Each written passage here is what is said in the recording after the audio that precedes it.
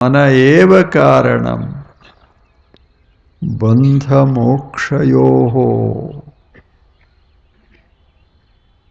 ಬಂಧನಕ್ಕೂ ಮನಸ್ಸೇ ಕಾರಣ ಮತ್ತು ಮೋಚನಕ್ಕೂ ಮನಸ್ಸೇ ಕಾರಣ.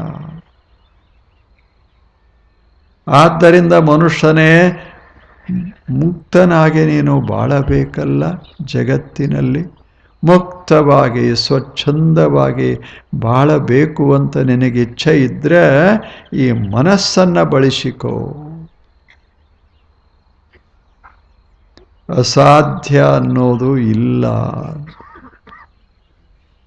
ಏನು ಅವರು ಪತಂಜಲ ಹೇಳ್ತಾರೆ, ಅಸಾಧ್ಯ ಅನ್ನೋದು ಇಲ್ಲ, ಎಲ್ಲವೂ ಸಾಧ್ಯದ. ಯಾಕೆ? ಅಂಥದೊಂದು ಶಕ್ತಿ ಆ ಮನಸ್ಸಿನೊಳಗದ. ಅಂಥ ಮನಸ್ಸು ಪ್ರತಿಯೊಬ್ಬ ವ್ಯಕ್ತಿಗದ. ಇತಿಹಾಸದ ಪುಟಗಳನ್ನು ತೆಗಿರಿ, ಸಾಧನೆ ಎಂಥ ಸಾಧನೆ ಮಾಡಿದರು. ಒಬ್ಬ ಸಾಮಾನ್ಯ ಮನುಷ್ಯ ಅಸಾಮಾನ್ಯ ಸಾಧನೆಯಿಂದ. ಕವಿ ಕಾಳಿದಾಸ್ ಶ್ರೇಷ್ಠ ಕವಿ ಜಗತ್ತಿನಲ್ಲಿ, ಆದರೆ ಅವನಷ್ಟು ದಡ್ಡ ಯಾರೂ ಇರಲಿಲ್ಲ ಅಂತ ಹೇಳ್ತಾರೆ. ಲಗ್ನ ಆದಂಥ ಹೆಂಡತಿ ಅವನು ಹೊರಗೆ ಹಾಕಿದ್ದು, ನೀ ಶಾಣೆ ಆಗೋ ತಕ ಮನ್ಯಾಗ ಬರಬೇಡ. ಹೆಂಗಿರಬೇಕು ಹೇಳಿ? ಅವ ಸಿಟ್ಟಿಗೆದ್ದು ಜಗಳ ಮಾಡಕ್ಕೆ ಹೋಗಲಿಲ್ಲ, ಶಾಣೆ ಆಗೇ ಬರ್ತೀನಿ ಅಂತ ತಿಳಿದು ಹೊರಗೆ ಹೋಗಿ ನಿಸರ್ಗದ ಮಧ್ಯ ದಿನಗಳನ್ನು ಕಳೆದ, ವರುಷಗಳನ್ನು ಕಳೆದ, ಕಣ್ಣಿನೊಳಗ ಸೌಂದರ್ಯ ತುಂಬಿಕೊಂಡ, ವಿಶ್ವದ ಸೌಂದರ್ಯ. ಮನಸ್ಸೆಲ್ಲ ಸುಭಗವಾಗಿತ್ತು, ಮನಸ್ಸೆಲ್ಲ ಅರಳಿತ್ತು ಹೂ ಅರಳಿದಂಗ.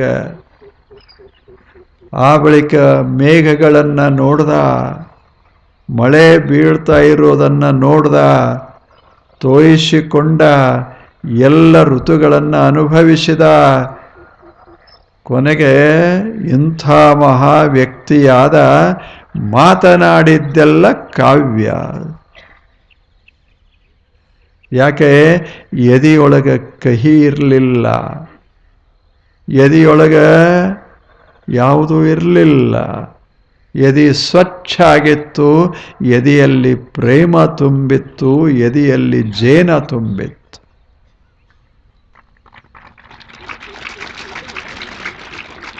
ನೋಡ್ದ, ಹಾಡ್ದ. ಏನು ಮಾಡಿದ? ಸಾಧನೆ. ಒಳ್ಳೆಯದನ್ನ ನೋಡ್ದ. ಬೀಸುವ ಗಾಳಿ ಹೇಳಿ, ಅದರಲ್ಲಿ ಬರುವಂಥ ಧ್ವನಿ, ಹರಿಯುವ ನದಿಯ ಮೇಲೆ ಏಳುವಂಥ ತೆರೆಗಳು, ಅದರ ಮೇಲೆ ಸೂರ್ಯನ ಬೆಳಕ, ಆ ಬೆಳಕಿನ ವೈಭವ ಎಲ್ಲವನ್ನ ನೋಡ್ದ. ನೋಡಿ ಕಣ್ಣ ಅರಳಿತು, ಮನಸ್ಸ ಅರಳಿತು. ಮನಸ್ಸೆಲ್ಲ ಸುಂದರ, ಸತ್ಯಂ ಶಿವಂ ಸುಂದರವಾಗಿತ್ತು. ಅವಾಗ ಹಾಡ್ಕೋತ ಮನೆಗೆ ಬಂದ, ಜಗತ್ತಿನ ಶ್ರೇಷ್ಠ ಕವಿಯಾಗಿ ಬಂದಿದ್ದ. ಅದೇ ಮನಸ್ಸು. ಈಗ ಹಂಗಾಗೋದಿಲ್ಲ. ಒಂದು ವೇಳೆ ಹೆಂಡತಿ ನೀ ದಡ್ಡದಿ ಅಂದಿದ್ರೆ ಘಟಸ್ಫೋಟ, ಇಲ್ಲೇನು ವಿವಾಹ ವಿಚ್ಛೇದನ, ಇಲ್ಲದೆ ಇದ್ರೆ ಜಗಳ. ಕಾಳಿದಾಸ ಹಾಗೆ ಮಾಡಲಿಲ್ಲ. ಹೌದು, ನೀ ಹೇಳೋದು ಸರಿ ಅದ, ನಾನು ಚೆನ್ನಾಗಿ ಆದ ಬಳಿಕ ಬರ್ತೀನಿ ಅಂತ ಹೊರಗೆ ಹೋದ. ಏನಾಗಿ ಹಾಡ್ತಾ ಬಂದ. ಅದು ಜೀವನ. ಅದರಿಂದ ಅದೇ ಮನಸ್ಸು. ಮೊದಲೇನು ದೊಡ್ಡ ಮನಸ್ಸಿತ್ತೋ ಅದೇ ಮನಸ್ಸು ಏನು ಅರಳಿತು, ಎಷ್ಟು ಸುವಾಸನೆಯನ್ನು ಹರಿತು, ಅದೇ ಮನಸ್ಸು. ಅಂಥ ಮನಸ್ಸು ನಮಗೆಲ್ಲ ಅದ. ಅದಕ್ಕೆ ಪತಂಜಲರು ಹೇಳ್ತಾರೆ, ಒಂದು ಸೂತ್ರ ಹೇಳ್ತಾರೆ, ಅದು ಜೀವನವನ್ನು ಅರಳಿಸುವ ಸೂತ್ರ. ಸತು ದೀರ್ಘಕಾಲ ನೈರಂತರ್ಯ ಆಸತ್ಕಾರ ಆಸೇವಿತ ದೃಢಭೂಮಿ. ಮನುಷ್ಯನೇ, ನೀನು ದೊಡ್ಡವನಾಗಬೇಕು. ಕಾಣು ಕನಸ. ನೀನು ಶ್ರೇಷ್ಠನಾಗಬೇಕು. ನೀನು ಮುಕ್ತನಾಗಬೇಕು. ನೀನು ಜೀವನದ ತುಂಬ ಆನಂದವನ್ನು ಅನುಭವಿಸಬೇಕು. ಬಡವ ಭಾವ ಮರೆಯಾಗಬೇಕು. ಆಗ ನೀನು ಬದುಕಬೇಕಲ್ಲ ಈ ಜಗತ್ತಿನಲ್ಲಿ. ಅಂಥದೊಂದು ಕನಸ ಇಟ್ಟುಕೋ ಮೊದಲ. ಸುಂದರವಾದ ಕನಸ. ವಿನಾಶದ ಕನಸಲ್ಲ, ಸುಭಗ ಕನಸ. ನಾನು ಸುಮ್ಮನೆ ಹೇಗೆ ಅರಳಬೇಕು. ಇರೋದಿಲ್ಲೇನು, ಒಂದು ಬೀಜ ಆಯ್ತು. ಅದು ಹೀಗೆ ಬೀಜ, ಸಣ್ಣ ಬೀಜ. ಅದು ಬಿದ್ದಿತ್ತು ಒಂದು ಕಡೆ. ಅದರ ಸಮೀಪದಲ್ಲಿ ಒಂದು ಕಲ್ಲ. ಅಲ್ಲೋ ಎಷ್ಟು ದಿವಸ ಹಿಂಗ ಬಿದ್ದಿದೆ, ಏನು ನಿನ್ನ ಜೀವನ ಅಂತು ಆ ಕಲ್ಲು. ಆವಾಗ ಅದು ಹೇಳ್ತು, ಮಹಾನುಭಾವ ನೋಡ್ತಾ ಇರು, ನೀ ಕಲ್ಲ, ನಾ ಕಲ್ಲಲ್ಲ. ನನ್ನ ಒಳಗೆ ಶಕ್ತಿ ಅದ. ನಾನು ದಾರಿ ಕಾಯ್ತಾ ಇದ್ದೀನಿ. ಎದಕ್ಕೆ? ಆಕಾಶದ 4 ಹನಿ ನೀರು ಬೀಳಲಿ ಅಂತ ದಾರಿ ಕಾಯ್ತಾ ಇದ್ದೀನಿ. ನಿನ್ನ ಮ್ಯಾಲ 1000 ವರ್ಷ ಮಳೆ ಸುರಿದ್ರು ನಿನಗೇನಾಗೋದಿಲ್ಲ, ಹಂಗ ಇರ್ತೀಯ. ನಂದು ಹಂಗಲ್ಲ. ನೋಡ್ತಾ ಇರು. ಅವಾಗ ಕಲ್ಲು ಹೇಳ್ತು, ನೀನು ಹಂಗ ಬಿದ್ದೀಯಲ್ಲ, ನೋಡ್ತಾ ಇರು. ಮಳೆ ಬಂತು, ಶುರುವಾಯಿತು ಬೆಳಿಲಿಕ್ಕೆ. ಬೆಳೀತು ಬೆಳೀತು ಬೆಳೀತು, ಅದ್ಭುತವಾದ ವೃಕ್ಷವಾಗಿ ನಿಂತು. ಅವಾಗ ಕಲ್ಲ ನೋಡ್ತು, ಏನು ಅದ್ಭುತ ಅದೀಯಾ ನೀನ, ನನಗೆ ಗೊತ್ತಾಗಲಿಲ್ಲ ಹೀಗದಿ ಅಂತ. ಅವಾಗ ಅದು ಹೇಳ್ತು, ಯಾವುದು ಗಿಡ ನೋಡು, ನಿನ್ನೊಳಗೂ ಅದ. ನೀನು ಸ್ವಲ್ಪ ಶಿಲ್ಪಿಯ ಹತ್ತಿರ ಹೋಗು, ನಿನ್ನ ವೈಭವ ನೋಡಬೇಕದ.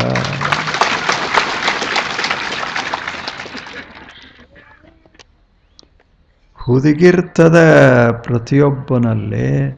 ಮ್ಯಾಲ ಕಲ್ಲಾಗಿ ಕಾಣಿಸ್ತದ, ಒಳಗೊಂದು ಮೂರ್ತಿ ನಿಂತಿರ್ತದೆ. ಮ್ಯಾಲ ಸಾದಾ ಬೀಜಾಗಿ ಕಾಣಿಸ್ತದ, ಒಳಗೊಂದು ವೃಕ್ಷ ನಿಂತಿರ್ತದೆ. ಮನುಷ್ಯನೇ, ನೀನೊಬ್ಬ ಸಾಮಾನ್ಯನಲ್ಲ,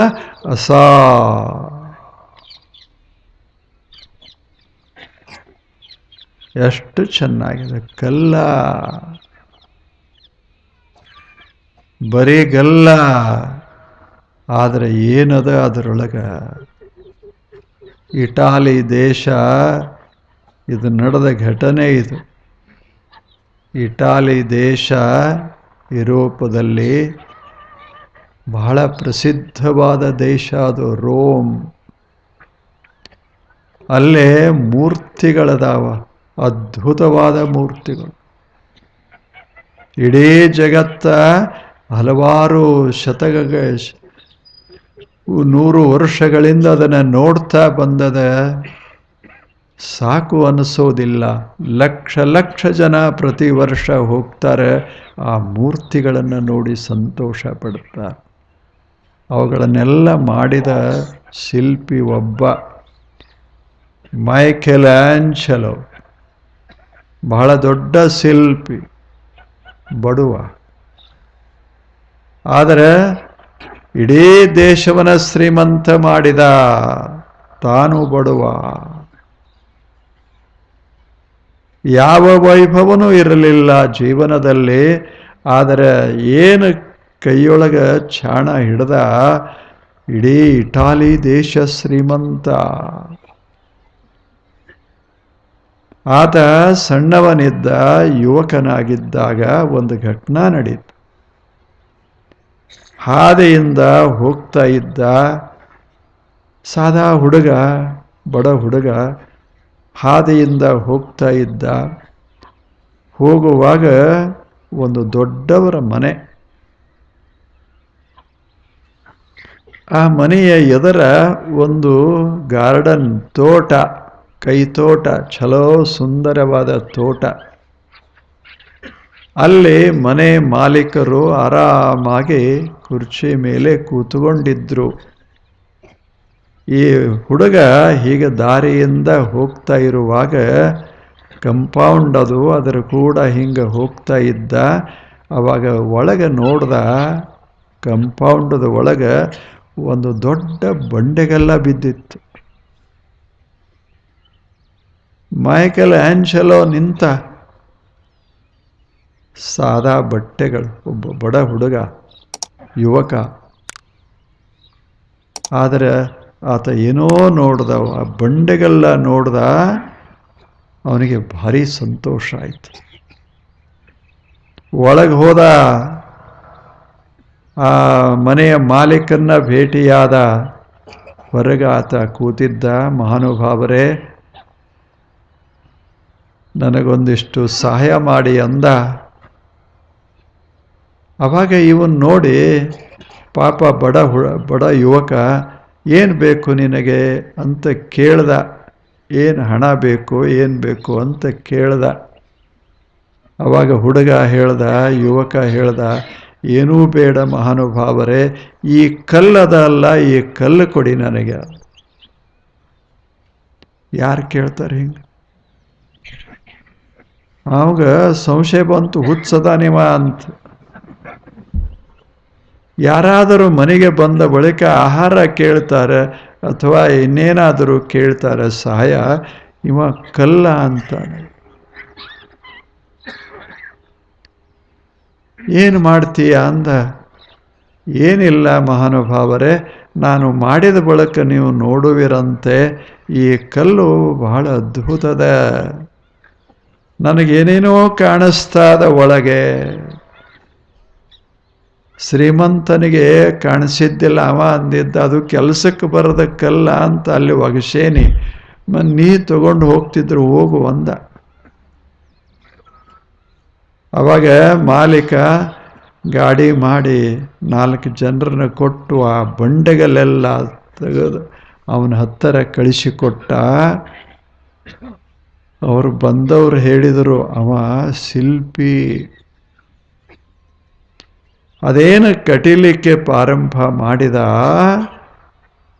ದಿನಗಳೆಲ್ಲ ಕಳೆದು ಒಂದು ದಿವಸ ಮೂರ್ತಿ ಡೇವಿಡ್ ತಯಾರಾಗಿತ್ತು. ಡೇವಿಡ್ ಅಂತ ಮೂರ್ತಿ ತಯಾರ ಮಾಡಿದ್ದ. ಏನು ಅದ್ಭುತ ಸೌಂದರ್ಯ! ಇನ್ನೂ ಅದ.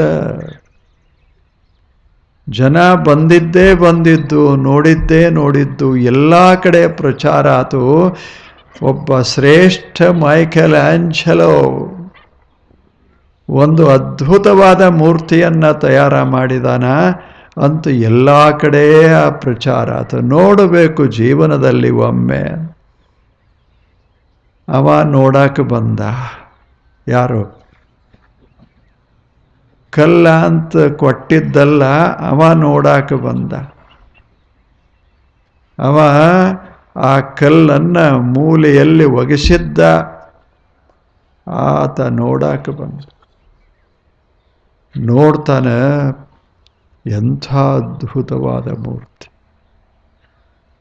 ಅದನ್ನ ಮಾಡುವವ ಅಲ್ಲೇ ಕೂತಿದ್ದ, ಮೈಕೆಲ್ ಆಂಜೆಲೋ, ಬಡವ ಮನುಷ್ಯ. ಹೊಲಸಾದ ಬಟ್ಟೆ ಹರಿದ ಬಟ್ಟೆ, ಕೆದರಿದ ಕೂದಲ, ತಲೆಗೂದಲ, ಆದರೆ ಮುಖದಲ್ಲಿ ಕಳೆ, ಕಣ್ಣಿನಲ್ಲಿ ಎಂಥ ಕಳೆ. ಆತ ಕೂತಿದ್ದ, ಅವನು ನೋಡ್ದ, ಆಶ್ಚರ್ಯ ಆಯಿತು ಅವನಿಗೆ. ನೀನೇ ಅಲ್ಲೇನು ನನ್ನ ಹತ್ತಿರ ಬಂದಿದ್ದೀಯಲ್ಲ ಕಲ್ಲು ಬೇಡಾಕ, ನೀನೇ ಅಲ್ಲೇನು ಅಂದ. ಹೌದು ಮಹಾನುಭಾವರೇ, ಅದೇ ಕಲ್ಲ ಇದು, ಅದೇ ಕಲ್ಲ ಇದು. ಏನು ಆ ಕಲ್ಲೇನು ಅಂದ. ಹೌದು ಅದೇ ಕಲ್ಲ. ನಿಮಗೆ ಕಲ್ಲಾಗಿ ಕಂಡಿತು, ನನಗೆ ಮೂರ್ತಿಯಾಗಿ ಕಂಡಿತು.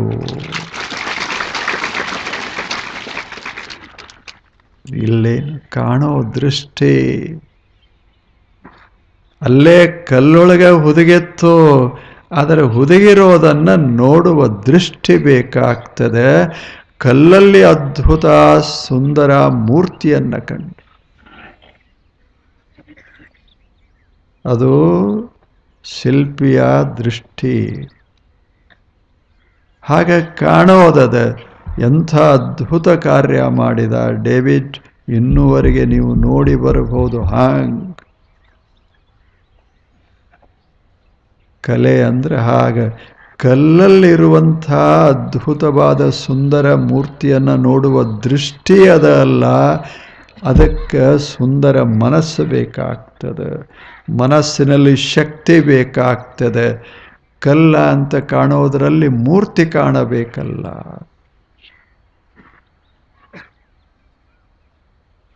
ಹಾಗೆ ಒಬ್ಬ ಸಾಮಾನ್ಯ ಹುಡುಗ ಇರ್ತಾನೆ, ಆ ಹುಡುಗನಲ್ಲಿ ಶ್ರೇಷ್ಠ ಗುಣವನ್ನು ಕಾಣಬೇಕಾದರೆ ಒಬ್ಬ ಶಿಲ್ಪಿ ಬೇಕಾಗ್ತದೆ. ಇಲ್ಲೇನು ಒಬ್ಬ ಹುಡುಗ ಆತ ಏನಾಗಬಲ್ಲ, ಅದು ವಿಚಾರ.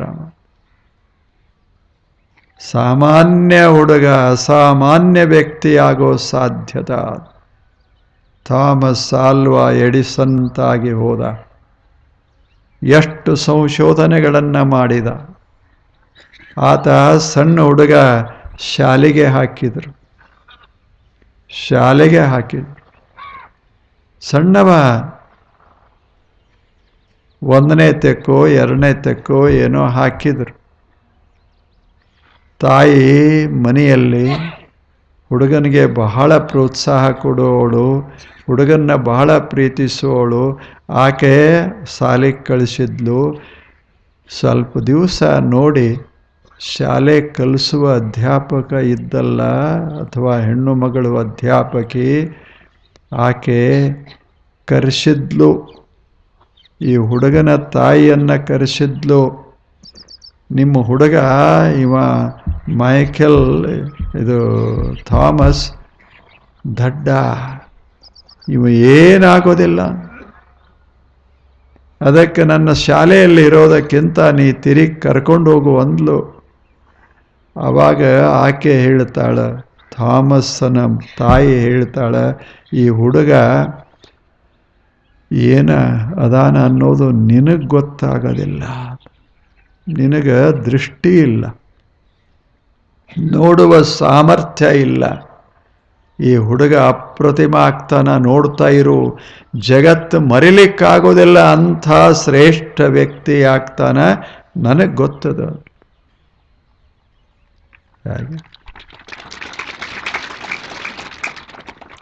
ಮಗನಲ್ಲಿ ಏನು ಹುದುಗ್ಯದನ್ನೋದನ್ನು ತಾಯಿ ಮೊದಲೇ ಗುರ್ತ ಮಾಡಿಕೊಂಡ್ಲಲ್ಲ, ಅದು ದೃಷ್ಟಿಕೋನ.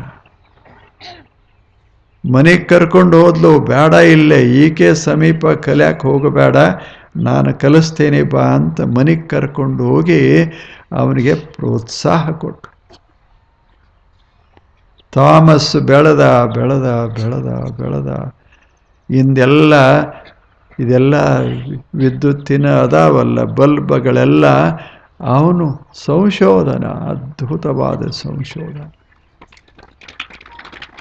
ಜಗತ್ತನ್ನೇ ಬೆಳಗಿಸಿಬಿಟ್ಟ. ಇಂಥ ಸಂಶೋಧನ, ಏನು ಸಂಶೋಧನ! ಥಾಮಸ್ ಆಲ್ವಾ ಎಡಿಸನ್ ಗುರುತಿಸಬೇಕು. ಸಣ್ಣವರದಾರ ಅಂತ ಬಿಡಬಾರದು, ಒಳಗೊಂದೇನೋ ಇರ್ತದ. ಎಲ್ಲರಲ್ಲೂ ಒಂದಿಷ್ಟು ಏನಾರ ಇರ್ತದ. ಅದಕ್ಕೆ ಏನು ಮಾಡಬೇಕು? ಒಂದಿಷ್ಟು ನೀರ, ಒಂದಿಷ್ಟು ಮಣ್ಣ, ಖಾತ, ಅದಕ್ಕೆ ಒಂದಿಷ್ಟು ಪ್ರೋತ್ಸಾಹ ಕೊಟ್ಟರೆ ಒಳಗಿನಿಂದ ಒಬ್ಬ ಶ್ರೇಷ್ಠ ಕಾಳಿದಾಸ ಅವರು, ಶ್ರೇಷ್ಠ ಒಬ್ಬ ಎಡಿಸನ್ನ ಹೊರಗೆ ಬರ್ತಾನ, ಒಬ್ಬ ಹರಿದಾಸ ಹೊರಗೆ ಬರ್ತಾನ. ಸಣ್ಣವರೇ, ಆದರೆ ಗುರುತಿಸೋದೊಂದು ಕಲಾ ಬೇಕು. ಅದಕ್ಕೆ ಪರಿಸರ ನಿರ್ಮಾಣ ಮಾಡಿಕೊಡಬೇಕು. ಇದು ನಿರುಪಯುಕ್ತ ಅನ್ನೋದು ಈ ಜಗತ್ತಿನಲ್ಲಿ ಇಲ್ಲ. ನಿರುಪಯುಕ್ತ ಇಲ್ಲೇನು ನಾವು ಶಾಲೆಯಲ್ಲಿ 99, 100 ತಗೊಂಡ್ರೆ ಬಹಳ ಅಂತೇವಿ. 35 ತಗೊಂಡವರು ಮಹಾತ್ಮ ಗಾಂಧಿ.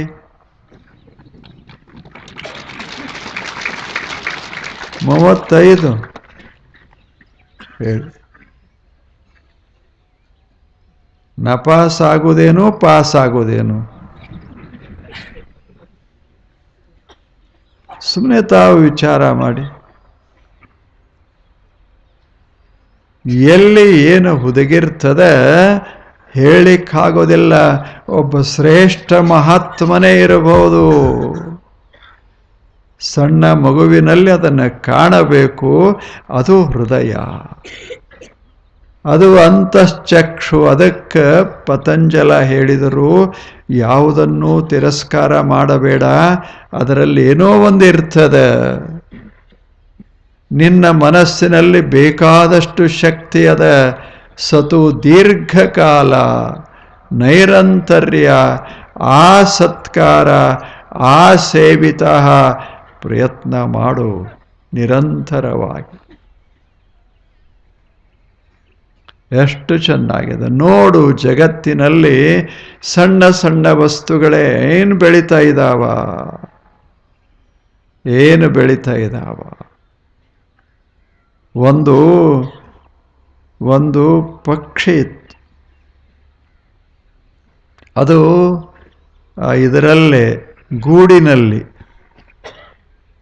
ತಾಯಿ ಪಕ್ಷಿ ಹಾರಿ ಹೋಗಿತ್ತು. ಆ ಗೂಡಿನಲ್ಲಿ ಸಣ್ಣ ಪಕ್ಷಿ ಈಗ ಮುಖ ಕಣ್ಣು ತೆರೆದಿತ್ತು. ಆವಾಗ ಅದು ಅಲ್ಲೇ ಅದು ಗೂಡಿನಾಗ ಅಷ್ಟೇ ಇತ್ತು. ಅದಕ್ಕೂ ಪಕ್ಕ ಸಾಧಾರಣ ಬೆಳೀತಾ ಇದ್ದು. ಅಲ್ಲಿಗೆ ತಾಯಿ ಹೋಗಿ ಬಂತು. ಆಕೆ ಹೇಳಿದ್ಲು, ತಾಯಿ ನೋಡು ನಿನ್ನ ಪಕ್ಕ ಸ್ವಲ್ಪ ಬಡಿತಾ ಇರೋ, ಸ್ವಲ್ಪ ಅಲಗಾಡ್ತಾ ಇರೋ, ನೋಡ್ತಾ ಇರೋ.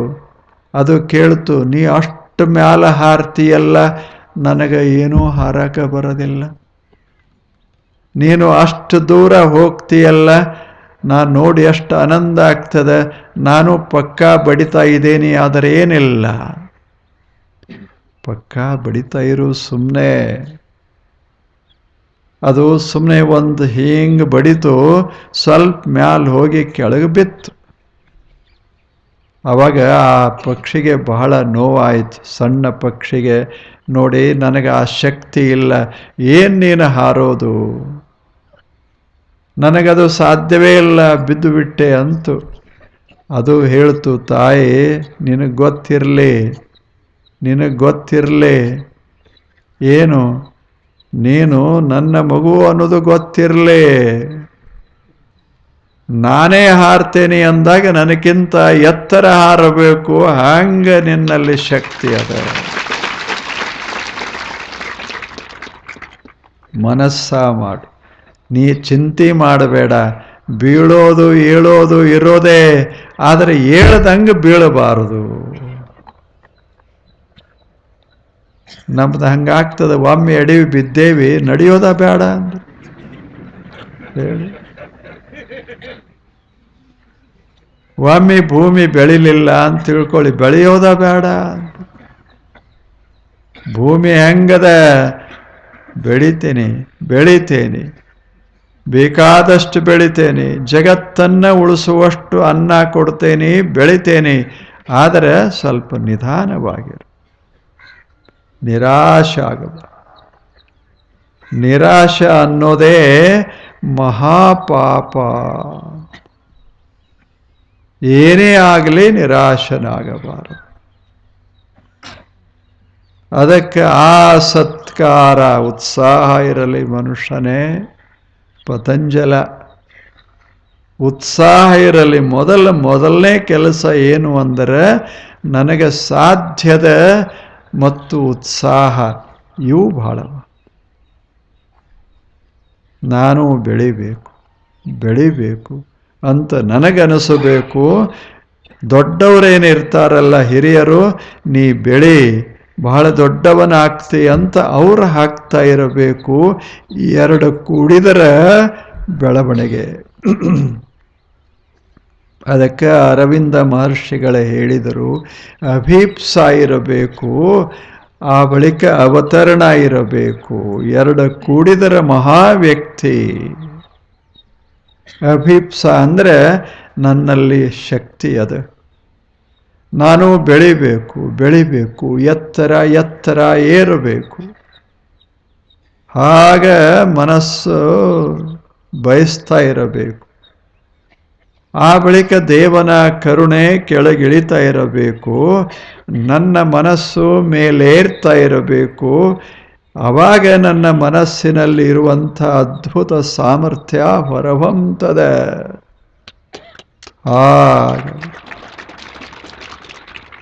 ಯಾವುದೂ ಕೀಳಲ್ಲ, ಯಾವುದೂ ನಿರುಪಯುಕ್ತ ಅಲ್ಲ. ಈ ಜಗತ್ತಿನಲ್ಲಿ ಎಲ್ಲವೂ ಉಪಯುಕ್ತ, ಗೊತ್ತಿರಬೇಕಷ್ಟೇ.